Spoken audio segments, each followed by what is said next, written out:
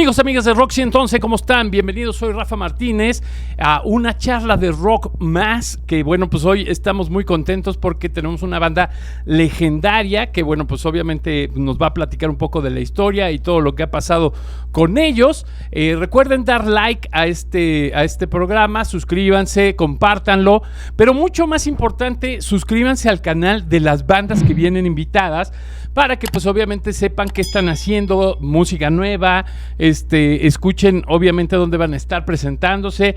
Pues, el invitado de hoy, bueno, pues la verdad es que es una banda muy solicitada en festivales y demás, o sea, de veras que sí están rolando bastante, aunque bueno, pues obviamente es importante estar en las redes porque si no uno dice, chinga, ¿a poco todavía existían? Pues claro, porque no se inscriben a las redes sociales, por eso no saben qué están haciendo las bandas. Entonces es súper importante que estén muy pendientes en las redes sociales y como siempre me da mucho gusto antes de saludar a mi querida compañera del otro lado de la cámara, Alberto Cerón, y pues engalanando este programa, la guapísima Caro Corses. ¿Cómo estás? ¡Despegamos! ¡Sin uniforme! Eso. Ya fue una y una. Sí, una y una, para que no diga. Pero, bueno, no trae dibujitos, no pasa nada. Exacto, no trae marcas. No hay marcas. No. Yo soy Caro Corses y esta es una emisión de charlas de rock y estamos de super archi recontra ultra aniversario. Sí, exactamente. ¿Qué te parece que esta banda, que claro, ya chismositos ya vieron aquí abajo quién es, pero bueno, tiene 34 años de trayectoria, eso lo va a cumplir ya en 2 semanitas y estamos muy contentos de que Riesgo de Contagio esté con nosotros en el estudio para contarnos. Fallo, ¿cómo estás? Bienvenido. Pues muchas gracias, Rock 111, Caro, Rafa, gracias por el espacio, emocionado estar aquí con ustedes en estas pláticas rockeras, así que tendremos buen chisme, ¿no?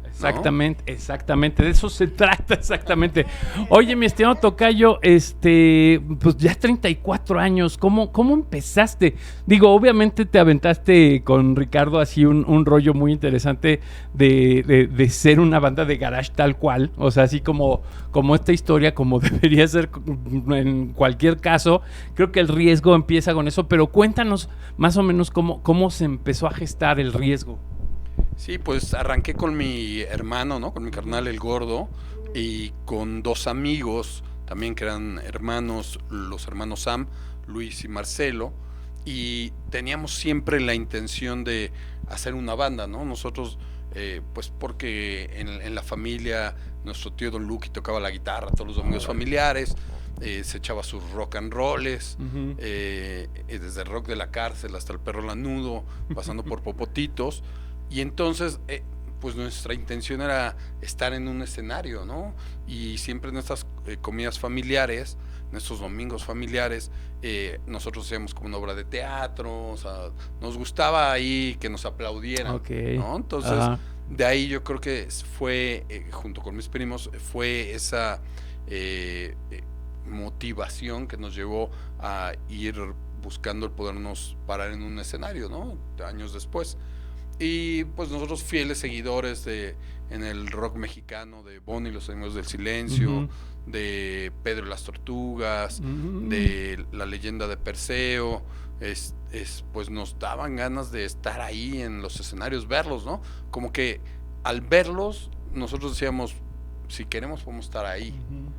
Y o sea, porque pues como que se paraban en el escenario sin pretensiones, ¿no? Estas bandas que veíamos. Entonces decimos, bueno, pues es nada más el querer tocar y estar ahí.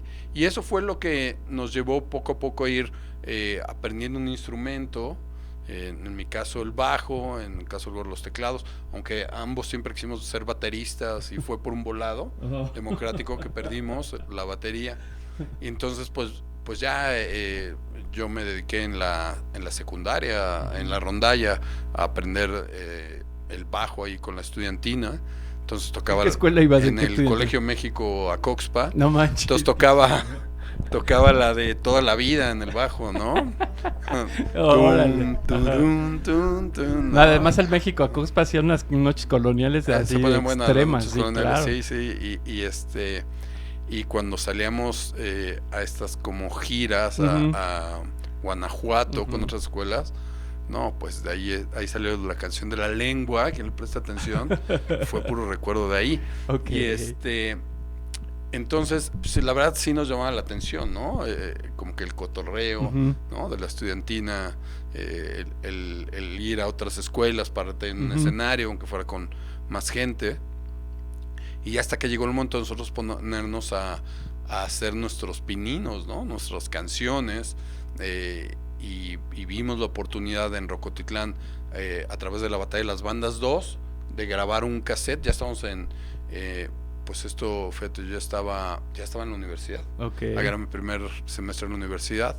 Mi hermano está en la prepa. Entonces grabamos un cassette, un demo, y fuimos y lo llevamos ahí a la batalla. Rocotitlán, la Batalla Ajá. de las Bandas 2. Y pues curiosamente luego al mes nos hablaron, ¿no? Y pues Ajá. ya vénganse a tocar, ¿no? O sea, mayo, junio lo pasamos de haber llevado el cassette. Ujú. Y sí, luego nos dieron fecha. Entonces de ahí empezó pues ya toda la carrera del riesgo, que en este sentido de pues de ensayar en el cuarto, ¿no? En tu cuarto, que ahí fueron tus amigos, pues tocar lo que se te ocurría, ¿no? De manera energética, de manera sin pretensión alguna, pues fue lo que nos fue llevando a estar tocando constantemente en Rocotitlán. De repente nos volvimos una banda de casa de Rocotitlán.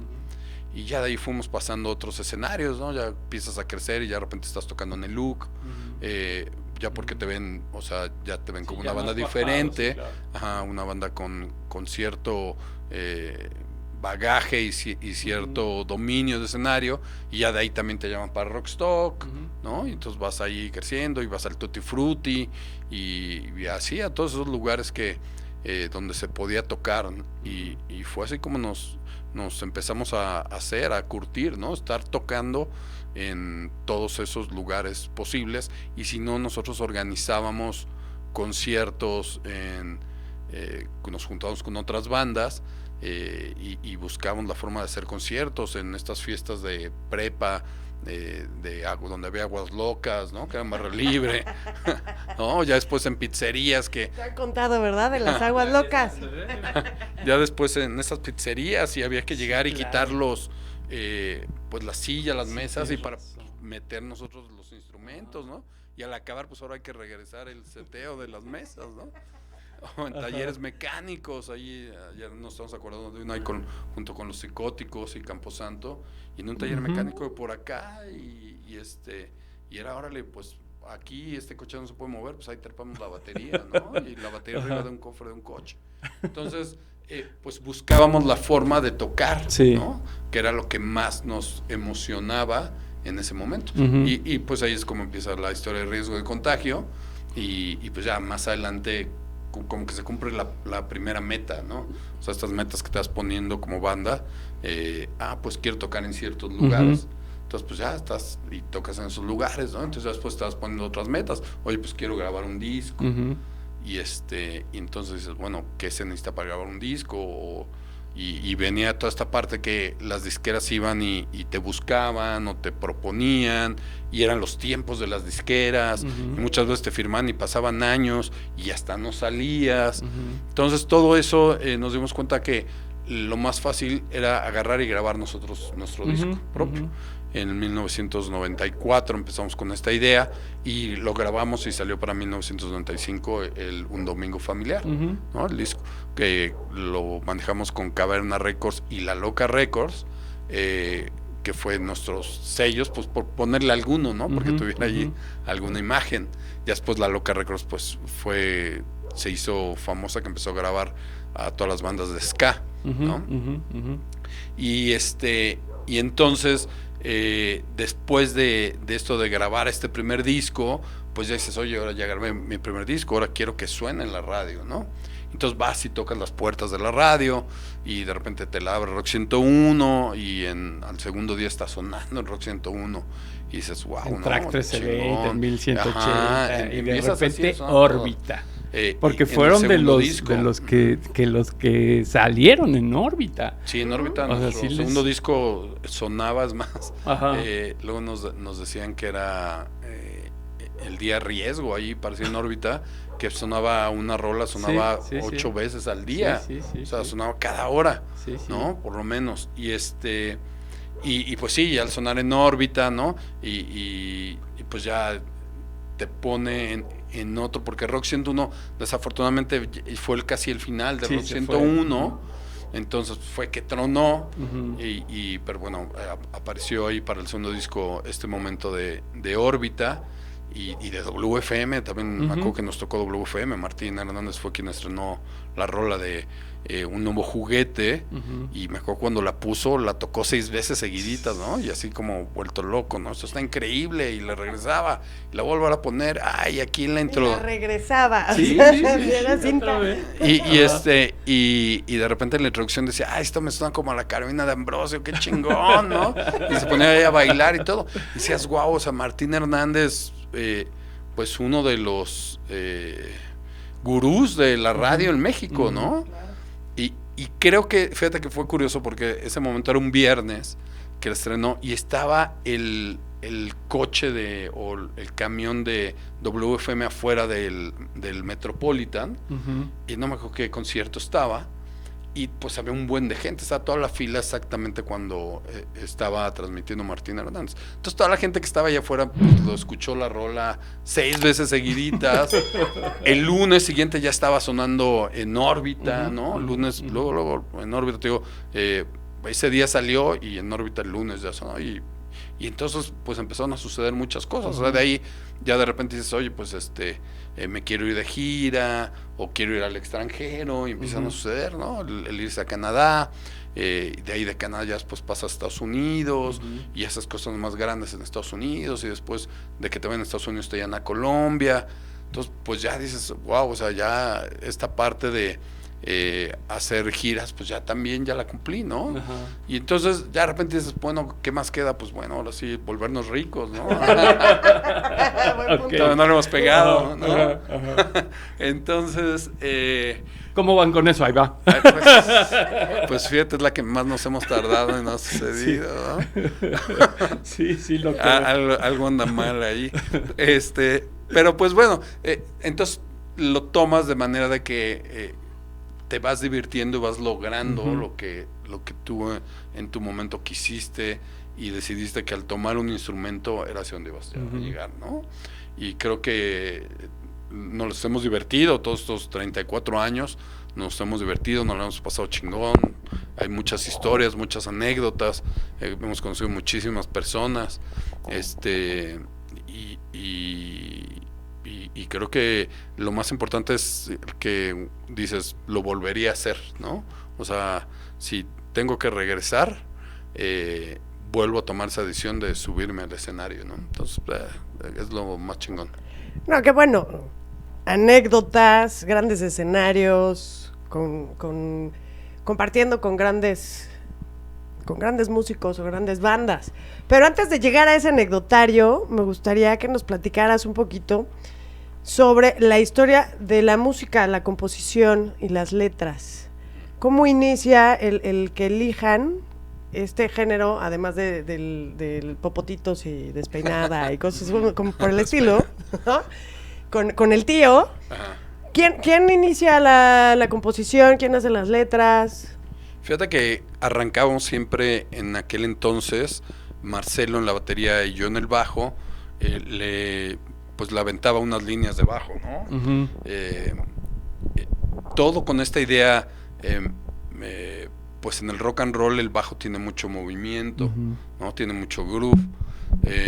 Entonces, pues, y las bandas que a nosotros nos gustaban, los Pixies, Mudhoney, bandas inglesas como los Spiral Carpets, los Happy Mondays, sus bajos son muy melodiosos, lo que permite que la lira de repente esté en carretera libre, ¿no? O sea, pues sí, hay momentos donde va a hacer melodía, pero hay otros momentos donde va a estar haciendo ruido y demasiada distorsión y feedbacks. Entonces, pues era lo que nos gustaba, empezar con esa base de bajo y batería que fuera sólida y que ya además de una estructura, te diera cierto movimiento y te diera cierta melodía. Ya después le metíamos el teclado y en esta onda neopsicodélica y todos los efectitos de pues de los theremins, de los Moog, todos estos efectos analógicos. Y ya cuando la canción empezaba a sonar a algo, o sea, de repente a nosotros una canción nos sonaba, pues esta me suena a olas, ¿no? O a mar. Entonces de ahí, empiezas con la letra y dices, wow, pues qué tal una letra que sea tiburón bajo las olas, ¿no? Sí, claro, pues, qué buena forma de componer. Entonces, pues ya ahí uno se soltaba, ¿no?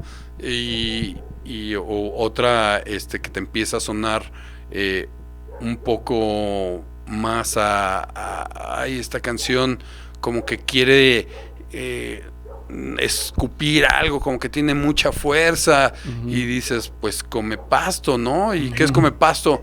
Pues cuando jugamos fútbol americano, pues de repente que le pegas al quarterback y le dices come pasto, ¿no? Claro.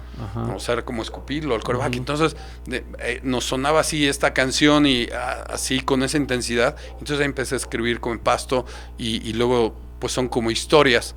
Dices, bueno, ¿por qué come pasto? Y le empiezas a unir a una historia que fue una pelea con una chica mía en aquel entonces, ¿no? Así, pero una pelea bastante intensa, ¿no? Y entonces, pues todo lo que pasó, yo me acuerdo que era un domingo y aparte para acabarla de fregar, pues le quieres poner a la radio como para suavizar, puta, estaba la hora nacional, ¿no?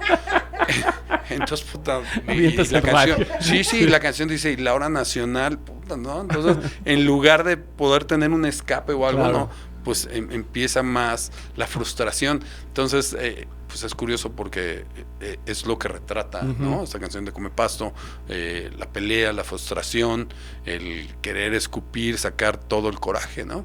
Y así se van dando varios temas, ¿no? Cagado porque la de Me muero por saber cómo decir te quiero, empezamos igual así en esta onda medio neopsicodélica y no fue el gordo a ensayar. Y yo le dije, oye, güey, no, hoy sacamos una rola acá bien neopsicodélica, ¿no? Está chingona la estructura y todo eso. Y entonces al siguiente ensayo, pues él va y dice, a ver, pues tóquensela, a ver qué se me ocurre, ¿no? Y entonces, pues no sé en qué momento, pues en lugar de agarrar el teclado, agarró el micrófono y empezó a hacer, ¿no? Y pues nosotros, órale, ¿no? Seguimos tocando y el güey, decimos, órale, güey, pues está chingón, güey, ¿no? Y entonces, pues ya, ¿y qué esto? ¿Qué pedo, güey? No, pues es que es otra forma de expresar el amor, claro. ¿no? Sí. O sea, y pues sí, nos como, sí, güey, pues entonces, oye, me muero por saber cómo decir te quiero. O sea, porque no todo el amor tiene que ser dulce o como te lo decían antes, ¿no? Ay, sí, tienes que ser cortés, tienes que hablarles bonito, o no, o sea, hay formas de demostrar el amor diversas, claro. ¿no? Y a lo mejor a uno estereotipan la forma de que, y si no eres así, pues no me quieres, no me amas, ¿no? Sí, entonces así salían las canciones de Riesgo, la de Congelada, me acuerdo, fue dos años después de que salió Me muero por saber cómo decir te quiero. Mi mamá nos dice, oye, tuve un sueño. Y le digo, ¿qué, ma? Pues la música era estilo la de Luga, la de Amor por saber cómo decir te quiero, y se paraba y decían Congelada, ¿no? Okay. Órale. Y entonces, pues ahí cuando estábamos ensayando, pues de repente salen unas notas así igual, también como psicodeliconas, y entonces digo, a ver, párense, ¿no? Y ya parábamos, y yo decía, Congelada, ¿no? Y ya, así paramos. Y entonces, pues ya que tienes la estructura y lo único que sea congelada, decías, bueno, ¿congelada por qué? ¿No? Sí. O sea, ¿por qué congelada? Y entonces... Como juego,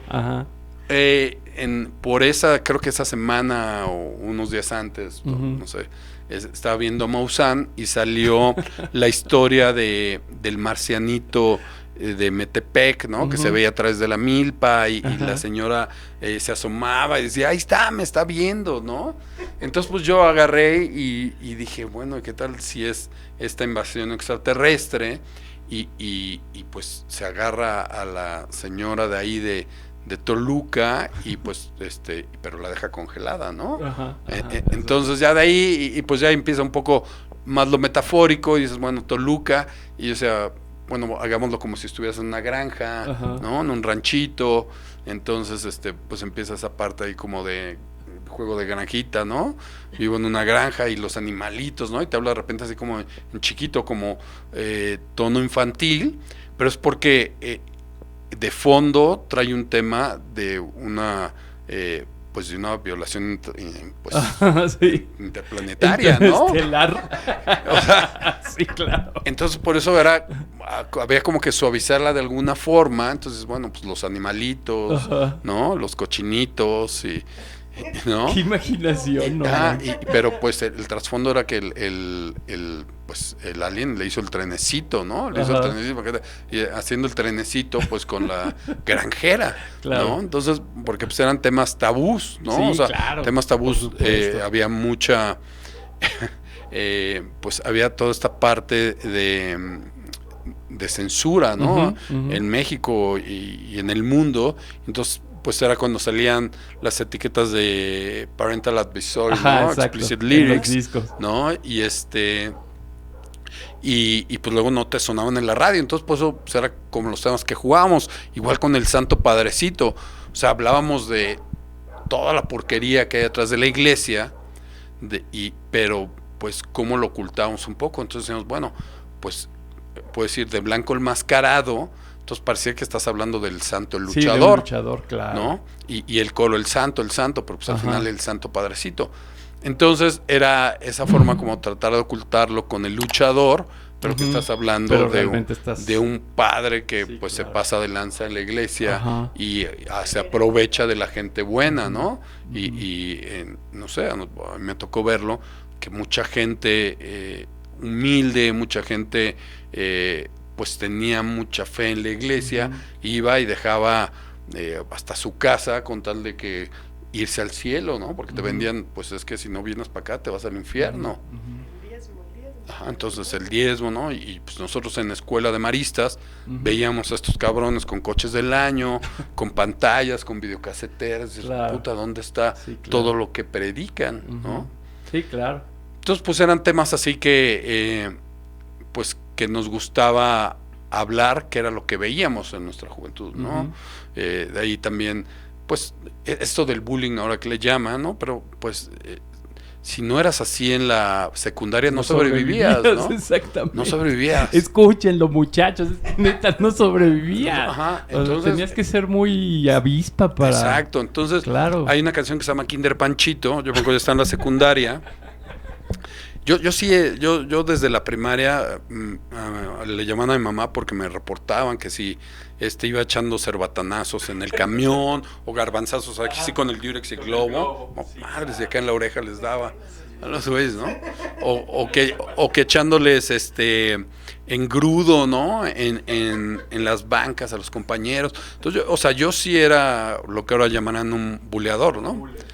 Y entonces cuando estoy en la secundaria, ya en mi último año de secundaria, entra el gordo a primero, y él cuando entró primero estaba muy chaparrito, estaba muy chiquito. Y no, pues luego como que lo vieron y ya se lo querían agandallar, ¿no? Como que dijeron, oye, de aquí soy, güey, ¿no? Porque pues así era, o sea, ibas contra el que se dejaba. Sí, y contra el que rival se más podía, débil. el rival Ajá. más débil. Sí, por supuesto. Esa es la Claro. palabra.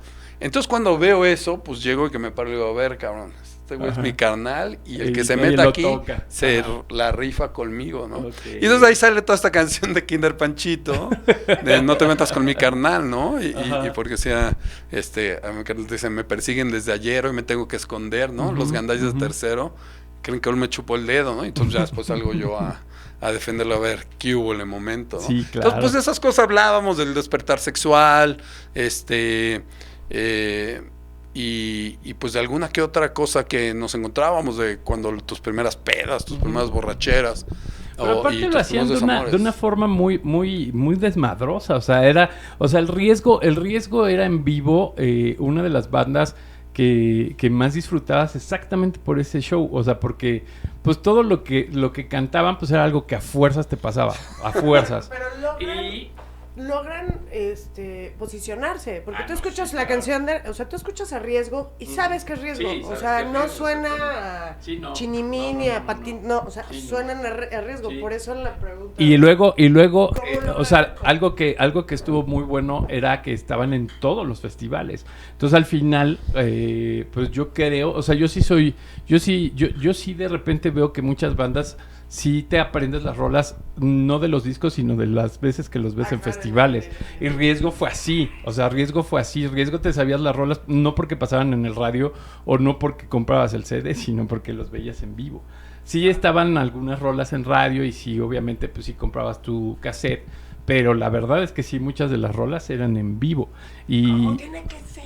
y otra de las Pues cosas... como se hacen las bandas, ¿no? Sí, exacto, exacto. Y para tocar en vivo tienes que ensayar, y a nosotros fue Claro. algo que nos gustaba, ensayar, llegar ensayaditos a la presentación, ¿no? Ujú. Y es lo que hay algunas bandas aquí en México, como Molotov, que dices, wow, o sea, llegan súper ensayados en Ujú. cada show, Ujú. el Pantén Rococó, y por eso suenan así, ¿no? Sí, Porque no nomás es de, ay, hoy nos juntamos para tocar, ¿no? Sí, No, no. o sea, porque lo estás trabajando, y ensayas hasta las partes de que te vas a echar un solo, Ujú. o que te vas a echar ahí, pues aquí se me ocurrió, no, aquí no se te ocurrió nada, ya lo Ujú, traes ujú, ensayado, ujú, ujú. ¿no? Entonces, creo que eso es lo que hace a las bandas, el trabajo te hace llegar al éxito. Y además, ustedes fueron de los primeros que usaban ruiditos. O sea, porque sí, yo creo que antes de ustedes no había como estas...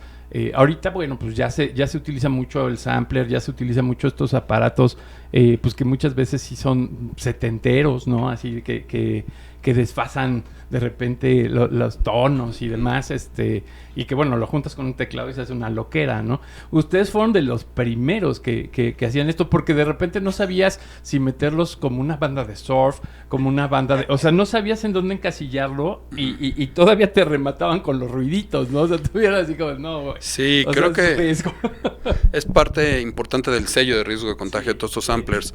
Y fíjate que ya después de que teníamos toda la rola, como se las conté, que la Ajá. construíamos, al final buscábamos estos adornos con los amplios, ¿no? Sí, para darle el toque. Ajá, oye, pues a ver, en un nuevo juguete, pues, en la caricatura de Ren y Stimpy, Ujú. pues me acuerdo que dice, queremos otro juguete, ¿no?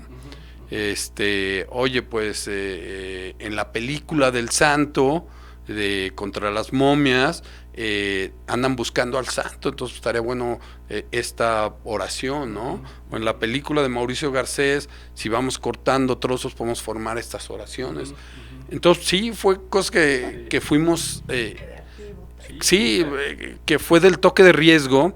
Y según yo fuimos los primeros que lo hicimos, lo empezamos a hacer desde 1991, 92 ya teníamos nuestro primer sampler, que curiosamente se lo compramos a los carnales de Kerigma, y ellos, fíjate que fue muy cagado, y una anécdota ahí, porque cuando nos vieron cómo usamos el sampler, decían, no, güey, así no es, no se usa el sampler así, eran de disquetes de estos de 3.5 pulgadas, ¿no? Decían, no se usan. Y me acuerdo que después un día llegaron y nos regalaron todos sus disquetes, ¿no? Y en sus disquetes traían chelos, traían acordeones, trompetas, metales, ¿no? Ajá. Y nos regalaron todos, no, güey, mira, acá están para que tengas estos sonidos, güey, ¿no? Y nosotros pues, agradecidos, con no, pues muchas gracias, güey. Pero pues era lo que nos damos cuenta que no entendían qué estamos haciendo, Sí. no solamente ellos, sino a En lo general. mejor el entorno, Ujú. lo que queríamos expresar. Y y sí, ya después de estos samplers, que además de hacer oraciones de películas o de caricaturas, también empezamos a meter sonidos de DJ, y todo el primer disco pues están sampleados todos los sonidos del DJ, y ya para el segundo disco lo llevamos al DJ en vivo, ¿no? Metimos al DJ en vivo, pero desde el primer disco están todos esos scratches, los hacíamos a través del sampler, ¿no?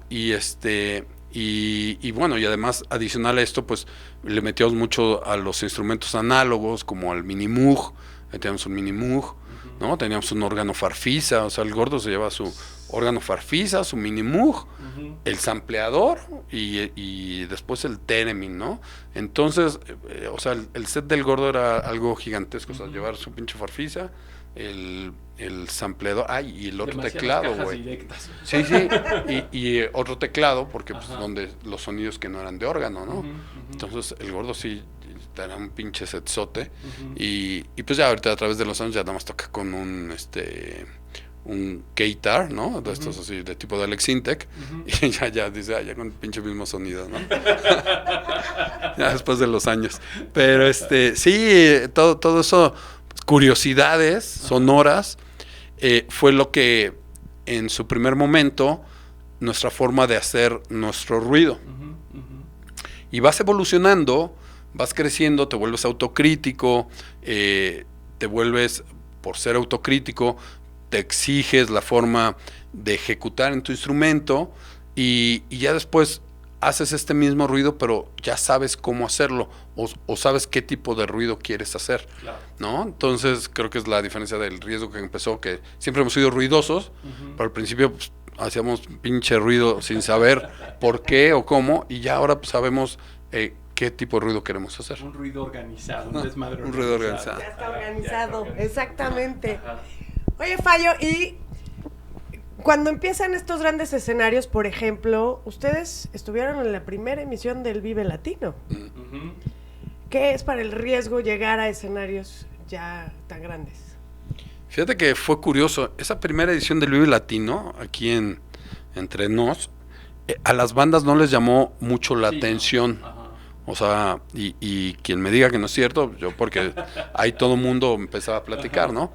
Nosotros veníamos de regresar ese mismo año de tocar en Montreal, Canadá, en el primer festival de rock en español, que era el Festival República, que fue en la Universidad de Montreal. Íbamos representando México, Todos Tus Muertos iba representando Argentina, Fermín Muguruza, que acaba de estar por acá, iba representando España, bueno, aunque es de los Países Vascos, pero iba como representante de España.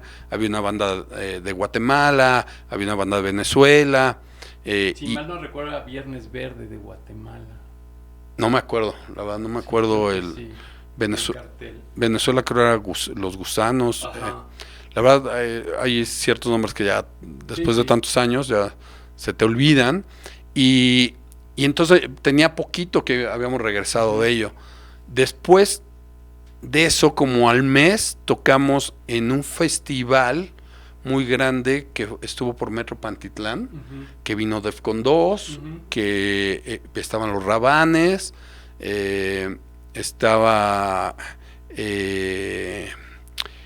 creo que fue Suicidal Tendencies o Body Count, no, creo que sí fue Suicidal Tendencies quien estuvo por ahí.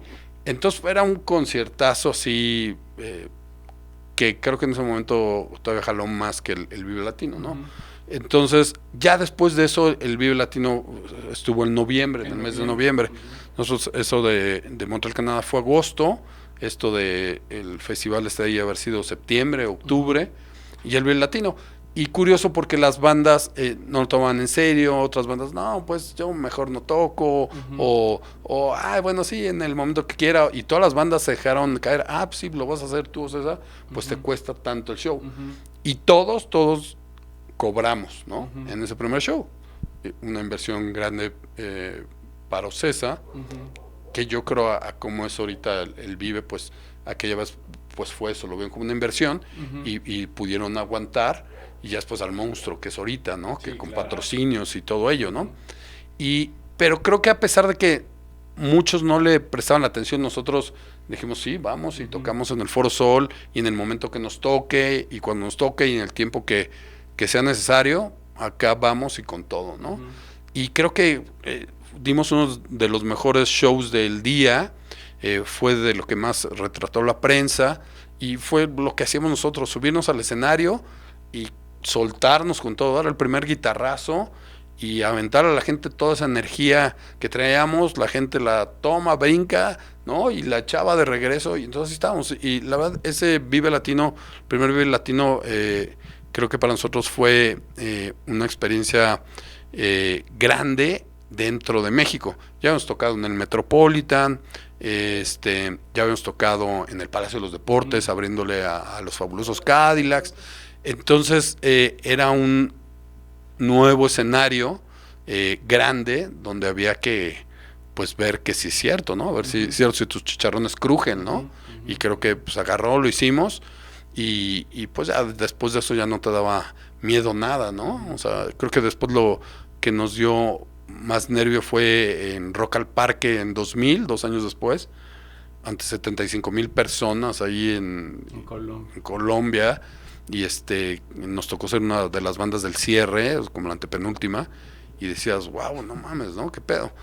Y fíjate, aparte del de Montreal ahí del República, a la semana tocamos en el Vans Warped Tour, y nos tocó cerrar un escenario.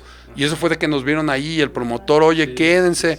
Y pues ya nos tocó cerrar un escenario y tocamos ante 25,000 personas ese día, ¿no? Y que 25,000 personas creo fueron más de las que hubo en el primer Vive Latino, que habrá habido como 18, quizá 20, ¿no? Y entonces digo, pero el Vive Latino pues sí fue importante, y es algo que nosotros creemos que es uno de los estandartes, no solamente de México, sino de todo el rock en español, ¿no? Ese foro, ese espacio, ¿no? Claro. Y creo que hicieron bien desde un principio apostarle, ¿no? Pero se acostumbraron, ¿no? O sea, creo que el Riesgo se acostumbró a ese tipo de tocadas, porque después de esto, pues en eso han estado siempre, o sea, en festivales. O sea, es raro encontrarse al riesgo de contagio como antes en Rocotitlán. Digo, ya no existe Rocotitlán, pero así de repente en el Foro La Piedad, o sea, es súper mega complicado. O sea, ya están como en el show de, no, pues mínimo en el Metropolitan, ¿no? Fíjate que... Sí, o Lunario. Fíjate lo que pasó, y fíjate que en el Alicia, ¿no? Que es un lugar que, pues emblemático y todo ello, de repente a nosotros no nos gustaba tocar, porque sentíamos que el escenario era pequeño. Ajá. Y con eso que le decía, y el gordo puta, su pinche farfisa, se apañaba el mini moog, güey. Y al lado el otro teclado y el sampleador, sí, se apañaba la mitad, güey. Entonces estábamos así tocando, y como que inmóviles, güey, ¿no? O sea, y pues eso a nosotros no nos gusta, ¿no? A nosotros nos gusta expresarnos, saltar, moverte. Entonces de repente, fíjate que muchas veces dijimos que no en el Alicia por ello, ¿no? No sé si a lo mejor... Nacho ni lo sabe esto, pero no era porque no quisiéramos tocar, sino porque... por lo que implicaba. Ajá, lo que implicaba, y que sí, pues nosotros a lo mejor acostumbrados en un poco de foros más grandes, ¿no? De escenarios más grandes, y que luego tú como músico te sientes, o sea, si no estás a gusto, no estás cómodo, como que no expresas lo mismo. Claro. ¿No? Entonces, en La Piedad, pues sí, también últimamente hemos estado tocando por lo menos una vez al año, pero... pasa lo mismo, ¿no? A pesar que el gordo ya ahora va reducido, pero puta, ahora el güey de las tornas, y ya le dijimos, güey, no te pases ahora tú, güey, ¿no? No mames, siempre hay alguien. Sí. No, güey, ya, llévate ahí algo sampleado, échalo con el celular o algo, ¿no? Sí, claro. Déjanos espacio. Entonces sí es un poco lo que nos pasa de que nos gustan más esos escenarios grandes para podernos desplayar, ¿no? Para poder ocupar de lado a lado, brincar. También les tocó CU, ya me acordé. CU, nos tocó CU, nos tocó también ahí en CU donde hacían los exámenes. Ahí, por Eje 10, nos tocó también estar en el Poli, ¿qué otro? En el Parque Refinería, lo que es ahora el Bicentenario. Ahí en Refinería nos tocó un show bastante grande en 1997. Que no recuerdo cómo se llamaba el festival, pero fue así. Recuerdo que estaba esta bandera y la gente se subía y se aventaba, ¿no? Y yo decía, chazos, güey. Qué loco, ¿no? O sea, desde arriba se veía chingón, ¿no? Sí, pero... pues, ahora qué chido, ¿no? Y con sus máscaras del santo, güey, ¿no? Sí. Puta, el pedo fue... De repente se avienta un chavo y cae del lado de... se puede decir, de la valla hacia el escenario. O sea, pues todos caían arriba de los otros. Entonces, se subían. O sea, y como tal la gente estaba amontonada, pues no era de que se fuera a abrir alguien, ¿no? O sea, caían blandito en la cabeza de alguien, ¿no? Pero y este chavo que se aventó para el lado contrario, no sé qué le pasó al güey. Y lo voy viendo caer y digo, ay, güey, nada más hago así. Veo que mete la mano, pues metió la mano, pues se le fue todo claro. acá arriba del... No, no. Yo dije, ay, güey, ¿no? Y bueno, son heridas de guerra. Heridas de guerra, ¿no? Pero ese show también estuvo muy bueno. También ahí en... ¿La rana? ¿Las ranas brincando por ahí? Seguro. No era... Tiene muchas heridas. Muchos, sí. Otro fue el de este lugar, el cine teatro que está en La Viga, que hacen conciertos de bandas de dark y metal, El Circo Volador. Volador. Hubo una vez que se hizo un show muy grande de Órbita, estuvo muy bueno. Y también Órbita hizo un show en los campos de la delegación Álvaro Obregón, los campos de soccer. También fue algo gigantesco, ¿no? O sea, entonces, y también algunas tocamos en las pirámides, ¿no? Igual en esto que era rock... rock por algo, ¿no? Martel, Claro. que hacía en las pirámides. Y sí, pues nos encantaba estar en esos escenarios. Creo que se nos daba, ¿no? Se nos daba estar en esos escenarios. Después hicimos 2 veces más el Vive Latino, el de 2012, ¿no? Que por los 20 años, y hay una historia que dicen que es la vez que más gente ha habido en el escenario, que era el de Intolerante. La gente llegaba...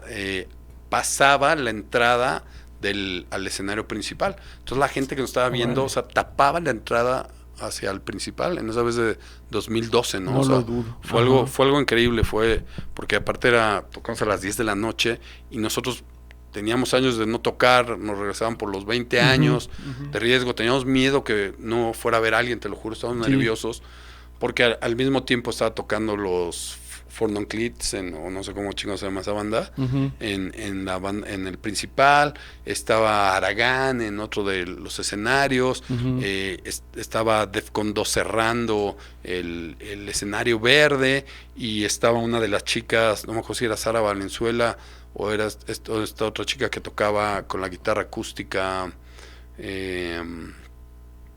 Jimena, Natalia. No, otra antes de ellas. Antes, más grandecilla. Eli. Carla Morrison. Carla Morrison. Exactamente. Entonces, y era cuando estaba en su momento. Entonces, sí. Estaba en serio que estaba así, decías, güey, no mames, güey. O sea, si yo lo veo, pues en el último que pasa, en el de riesgo de contagio, ¿no? Sí, claro.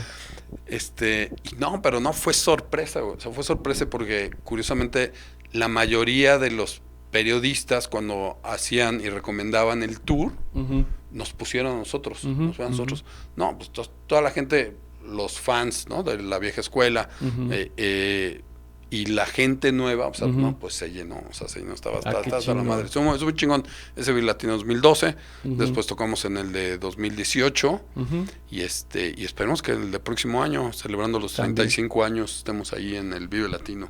35 años, obviamente, pues ya bastantes discos, hay muchas cosas en vivo, obviamente el riesgo sigue dando mucho material, y obviamente, pues ustedes también, pues me imagino que les tocó ya el trancazo del cambio, o sea, porque sí lograron todavía este asunto de las disqueras, todavía este asunto de entrar al radio, ¿no? Y que fuera muy provechoso, o sea, que el radio hiciera mucho eco de inclusive Telehit, inclusive MTV, MTV.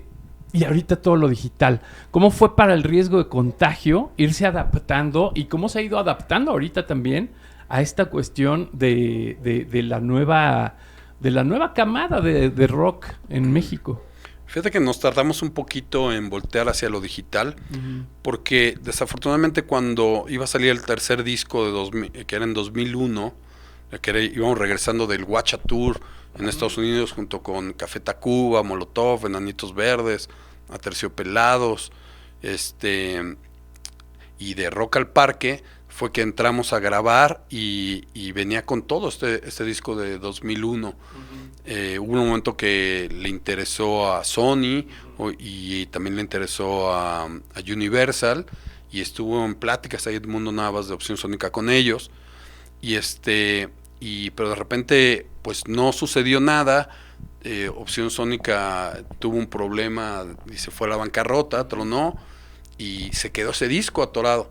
Entonces, después de que se queda este disco atorado, nosotros todavía estuvimos tocando 2002, pero ya, o sea, como que ya se había agotado el ir retrasando que se estrenara algo, porque el último disco pues había sido en 97, aunque el 98 había sido la reedición del Domingo Familiar y se metió en algunos temas como el Fuzz, y en 99 salió compilación en Estados Unidos, pero pues ya seguían siendo de las canciones pues ya desde 95, ¿no? Y es más canciones que habían aparecido en 94 en alguna compilación.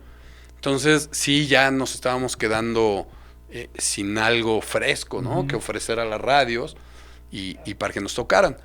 Y pues entonces llegó el momento que pues empezamos a dejar de tocar y a dejar de salir de gira, y pues de repente nos convertimos en padres los tres, ¿no? El Gordo, Adrián y yo. Dejamos de hacer discos para ponernos a ser hijos, ¿no? O sea, coincidió, ¿no? No salimos de gira y pum, vale, le pegamos aquí, ¿no? Coincidió, güey, ¿no? Y Crecieron los muchachos. Exacto. Entonces hubo un momento que tuvimos que tomar una decisión de que, güey, pues me tengo que aplicar, pues porque ya no nomás es uno, ¿no? Uno puede estar de gira y esa noche puede dormir en una fiesta o puede dormir en el rest area camino a alguna otra ciudad, pero ya con un hijo, pues ya es diferente, o sea, ya con una familia es diferente, ¿no? No lo puedes llevar allá. Entonces, pues nosotros como que cambiamos un poco el chip e hicimos la música a un lado y pues empezamos como nuestras carreras profesionales, a trabajar pues en el ámbito público, privado, y pues ya así estuvimos unos años, hasta que después para 2004, 2003 alguien empezó, pasaron como 2 años, fue algo muy poquito, 1 año y medio haber sido, que nos invitaron para tocar con Kenny y los Eléctricos en el nuevo Rocotitlán, que se abrió en el sur, en aquel entonces. Y nosotros siendo una banda de muy cerquita de por ahí, entonces dijimos, pues órale, y pues ese día, pues ya que la gente te grita, regresen, ¿no? Pues te dices, ay, ¿por qué no, no? O sea, ¿quién soy yo para decirles que no, no? Es que ahí necesitaban el pretexto con la pareja, así de, ¿ya ves como sí? ¿Ves cómo no me somos extrañan? nosotros los necios, ¿no? Ajá. Y bueno, y entonces decimos, bueno, a ver, pues vamos a ponernos a ensayar y veamos qué sucede, grabamos un demo, y entonces fuimos y tocamos la puerta de una disquera independiente que era como que la que se veía, que era MW Records, se veía y que estaban haciendo cosas, y dijeron, oye, sí, la chingada. Me gustaron estas rolas, ¿no? Con Alejandro Cruzshank. Oye, ¿cuándo tienen estas rolas? Pues le digo, pues danos 3 meses y tengo todo el disco, ¿no? Órale, no, pues vamos en 3 meses.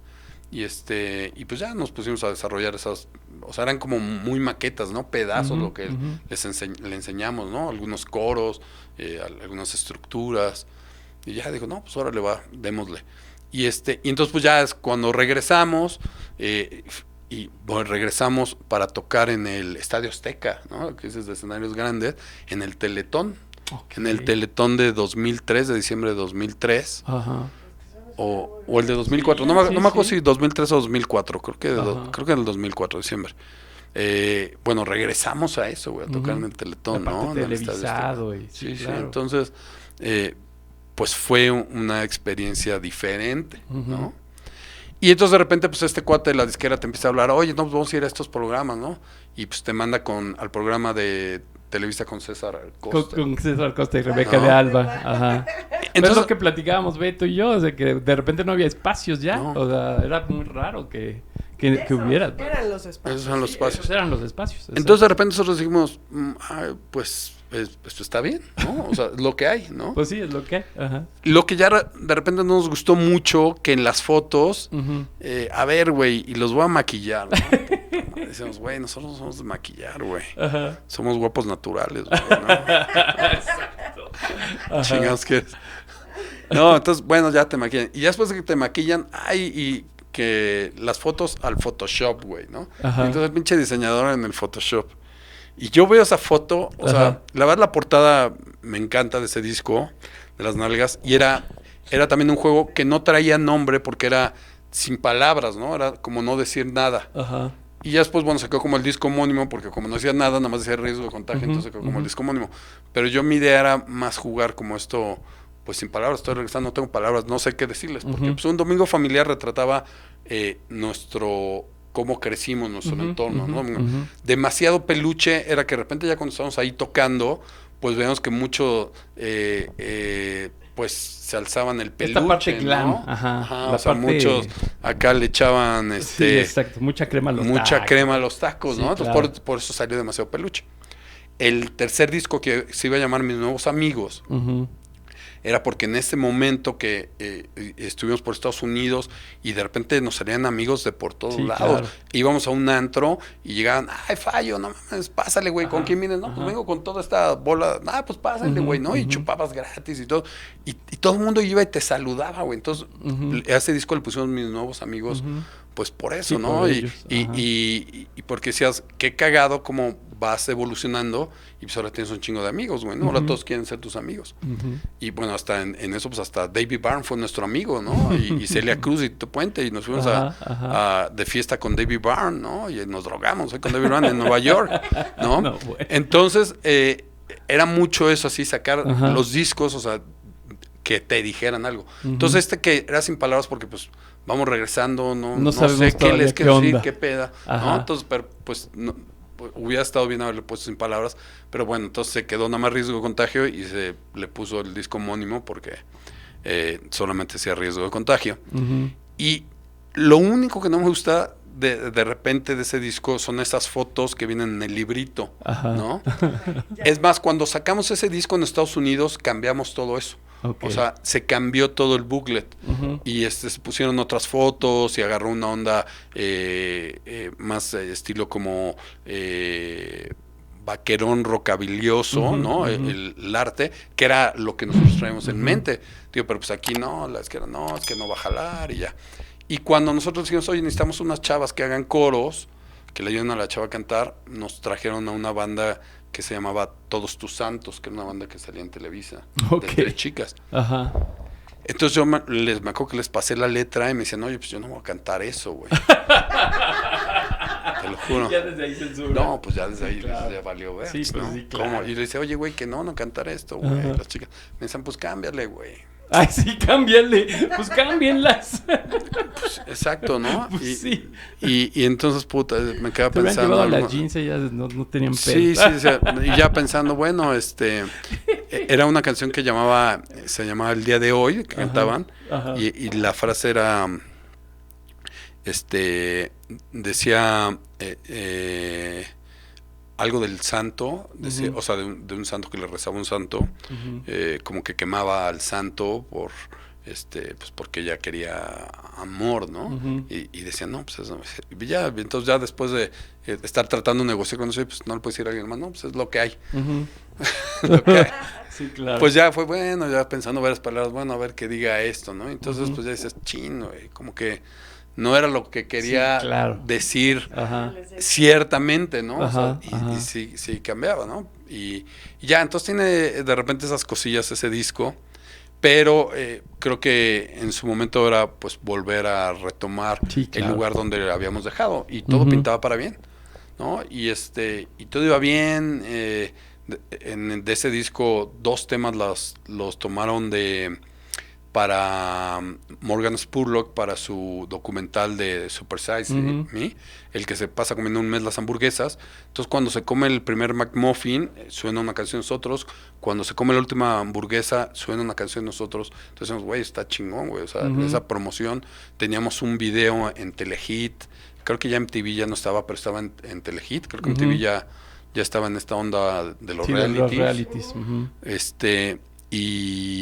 Y teníamos otra canción que era tema de una película de Pepe Will que se llamaba Manos Libres. Entonces, güey, está chingón porque el tema de la película, que se llama Cuando Odio Sonreír, está sonando allá.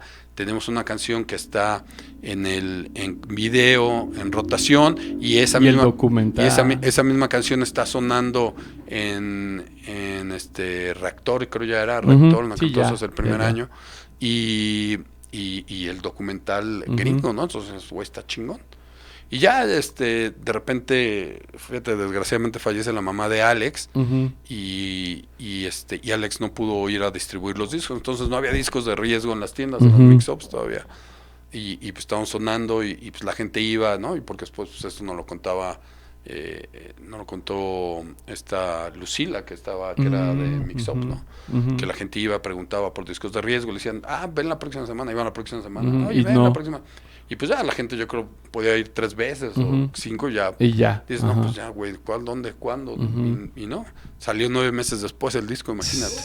O sea, salió... un pequeño delay. Ajá. Entonces, pues bueno, ya traías eso, pero empezamos a generar otra vez que el nombre Riesgo de Contagio estuviera de boca en boca. Nos invitan a grabar en el disco tributo a Rigo Tobar. Decimos, ahora le va.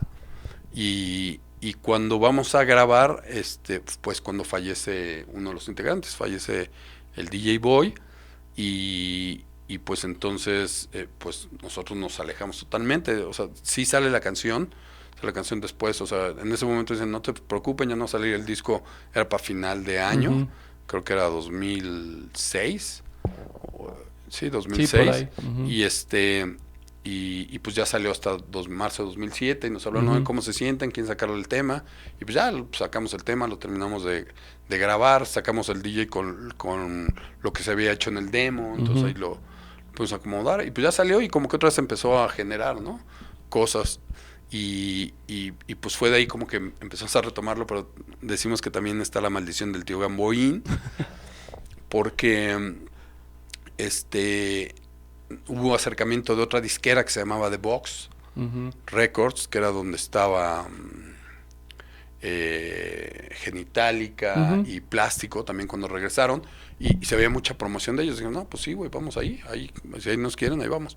E iban a sacar todos los discos, nos habían dicho, oye, el disco que casi no se le dio promoción o que no pudo salir, el disco que tiene Edmundo, ya hablamos con Edmundo, dice que lo va a poner, todos sus discos, la cosa es que traigan a Alejandra de vuelta, y pues ya lo hablamos, Ale, ¿qué pedo? Está la onda así, no, pues sí voy, ¿no?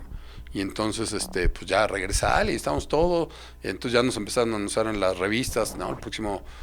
Nuestro próximo artista, Riesgo de Contagio, todo, bla, bla, bla, y todo iba tan chingón. Sí, cuando son las revistas para promocionar, todo iba tan chingón hasta que de repente un día agarran los amplis de Genitalica llenos de dólares, bueno, agarran a este cuate, al dueño de la disquera, y resulta que era de los buscados por la DEA, y se lo llevan, y pues ya no salió nada, no pasó nada, claro. Pero pues ya, entonces ya pues así sigues, ¿no? Sigues y te vas encontrando otros tropiezos, y entonces de repente ya, cuando el boy fallece, pues yo soy, güey, pues ya está cabrón, han sucedido muchas cosas, y está muy extraño, ¿no? A lo mejor la maldición del tío Gamboín por haber ocupado mal de ojo sin pedir permiso, a lo mejor sí tiene alguna influencia, ¿no? Era lo que pensábamos nosotros. Sí. Y pues ya entonces fue que nos alejamos y nos regresan para los 20 años, ¿no? Y como que de los 20 años para acá hemos estado tratando de estar constantes, ¿no? Aunque no siempre se ha podido, pero sí. Y, por ejemplo, ¿qué hay planeado para este aniversario nuevo? O sea, ya nos estabas contando ahí algo interesante próximamente. Sí, tenemos ahorita la intención de seguir sacando las rolas del disco de aniversario, que es el 3X, desde el 30 a los 3 volúmenes, ¿no? Hasta el año 33. Son 33 canciones, vamos en la 17 que acaba de salir, que es la de Chica Astronauta, y está Pliego Villarreal de Kinky en el bajo, está el señor González en la percusión, está Lucho Maruri, que era el guitarrista de La Concepción de la Luna, está el Doctor Vampiro de Nina Hologram, ¿no? Las voces. Entonces vamos a seguir sacando estos temas de aniversario. Faltan 3 temas para completar el volumen 2 y lanzar todo el volumen 3. Y hay todavía grandes invitados, ¿no? Ya ha pasado Alex Lora, ya ha pasado José Force, ya ha pasado Aragán, Los Amantes de Lola, el Panteón Rococó, Hot Dog, pero todavía vienen más, ¿no? Hay un tema donde ya grabó Quique de Café Tacuba, ¿no? Y estamos esperando que otro Tacubo grabe, de La Maldita, de Resorte, que ya también grabó, de Toño, de Coda. De Coda, ¿no? Ya también ya grabó, de Cubo. Entonces, sí, también Sergio Arau ya también grabó por ahí. Y hay rolas, la de Bailar sobre tu tumba que grabó Miguel Costas, ¿no? Guitarrista y vocalista de Siniestro Total. Y grabó en su canción que nosotros interpretamos también desde 1995. Y dijo, órale, grabo con ustedes, ¿no? Órale, qué leyenda. Entonces vamos a seguir sacando estos temas aproximadamente cada 6 semanas. Ok. Y para completar los 3 volúmenes. Ajá. Y sí queremos empezar a hacer el show que nos hemos imaginado desde los 30 años, que no se ha podido concretar este show inmersivo, digital, tecnológico, poderlo llevar al público, ¿no? A las calles. Para el 35 Al aniversario. 35, ajá. Igual desde 34, pues sí, vamos a hacer algún pastelito por ahí. Por lo menos en el Por lo estudio. menos. Es que el 34 ya es en 2 semanas. Sí, en 2 semanas. Fíjate Ajá. que tuvimos ahí andábamos con otras cosas en la cabeza y se nos fue. Y hasta ahorita que me dijiste, te lo juro, no me había caído el Sí, 20, pues sí, claro. ¿no? Entonces, pero sí, yo creo de 34, pues haremos algo desde el estudio, yo creo quizá, y para preparar para el 35. Órale, o sea, sí, el 35 Ese tiene que 35 ser tiene que explotar. la casa por la ventana, así tal Es un cual. buen número. Sí, exacto. Es un buen número. Exacto.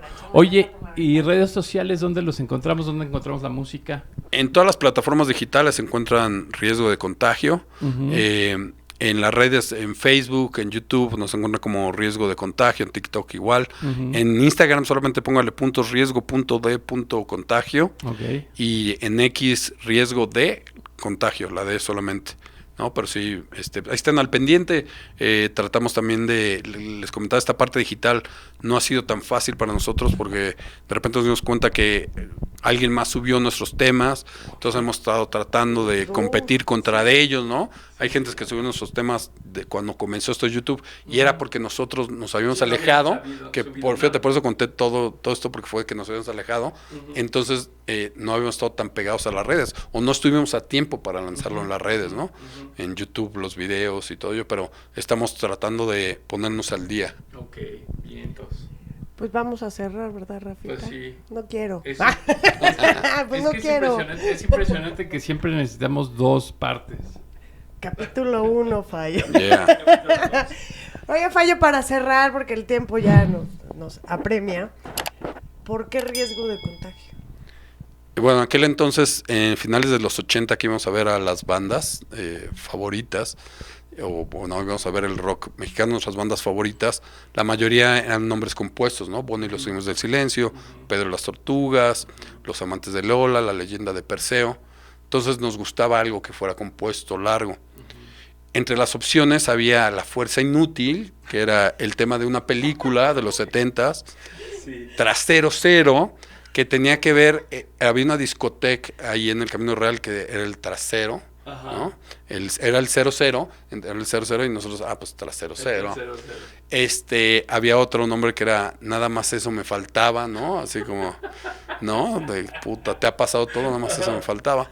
Y riesgo de contagio estaba porque nosotros veíamos que había bandas nuevas que intentaban hacer su música, pero sonaban mucho a copias, ¿no? Sí, o todas eran copias de Caifanes, o eran copias de La Maldita Vecindad, ¿no? Y entonces nosotros tratamos de alejarnos de ello, o sea, no quisimos contagiarnos de ello, pero había que correr un riesgo de hacer algo diferente y que a la gente le llamara la atención, ¿no? Entonces de ahí, por eso estaba a riesgo de contagio en el pool, y yo fui el que tomé la decisión cuando llevé el cassette, estaba entre La Fuerza Inútil y Riesgo de Contagio, ya era la última votación, y entonces yo al entregar el cassette, antes de entregar el cassette, dije, riesgo de contagio, ¿no?